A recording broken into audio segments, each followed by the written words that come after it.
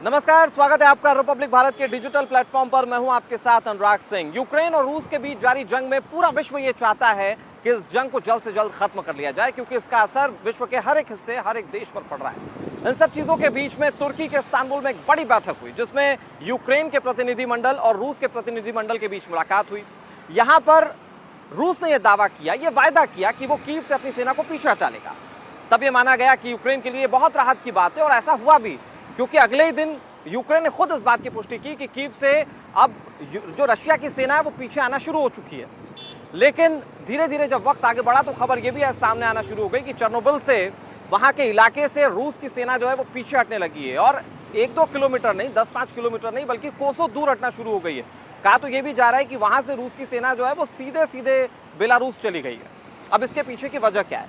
दरअसल चेर्नोबिल में एक परमाणु संयंत्र स्थापित किया है यूक्रेन ने, और इस परमाणु संयंत्र को स्थापित करने के बाद यूक्रेन यहां पर लगातार अपने परमाणु पावर पर काम कर रहा था।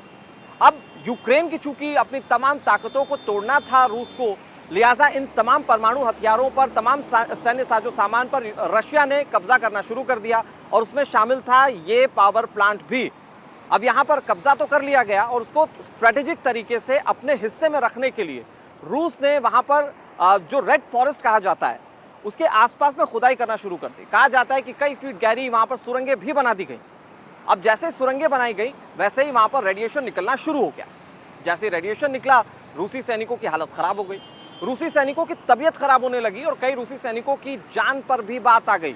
और कहा जा रहा है कि वही रेडिएशन निकलना एकमात्र ऐसी वजह है कि चेर्नोबिल से, उस संयंत्र से, न्यूक्लियर संयंत्र से तमाम रूसी सैनिकों को पीछे हटना पड़ा, और वहां से निकलकर वो तमाम दूसरे वाले जो इलाके हैं वहां पर जाना शुरू हो चुके हैं। कहा जा रहा है कि उसके आसपास के भी जो तमाम क्षेत्र हैं वो भी सेफ नहीं, और वहां से रूसी सेना जो है वो पीछे हटना शुरू हो चुकी है। मौजूदा समय की अगर स्थिति की बात करें तो 1 महीने से ज्यादा का वक्त हो चुका है जब ये युद्ध चल रहा है, और युद्ध चलते चलते कई ऐसे मौके रहे जब बातचीत, टेबल टॉक होती रही।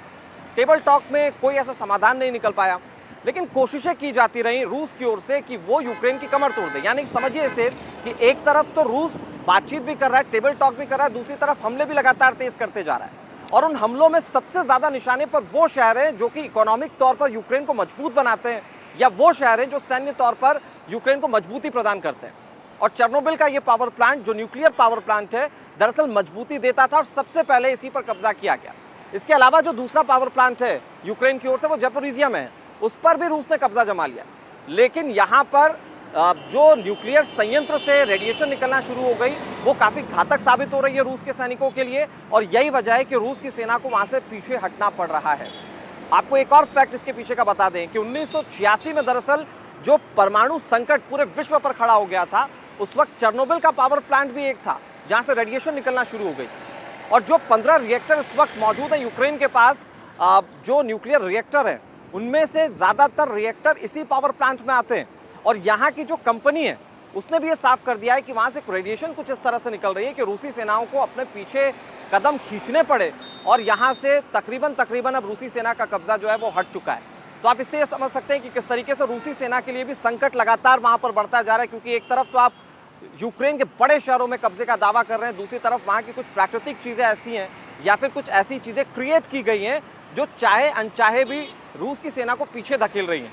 आने वाले वक्त में क्या होता है ये देखने वाली बात है, क्योंकि आज भारत में भी रूस के विदेश मंत्री आए तो उन्होंने इस बात की कहीं ना कहीं सुगबुगाहट को तेज कर दिया कि जो शांति वार्ता है उस पर खास तौर पर जोर दिया जाएगा। लेकिन नए वर्ल्ड ऑर्डर की बात करते हुए उन्होंने कई सारी अटकलों को एक बार फिर से जन्म दे दिया है।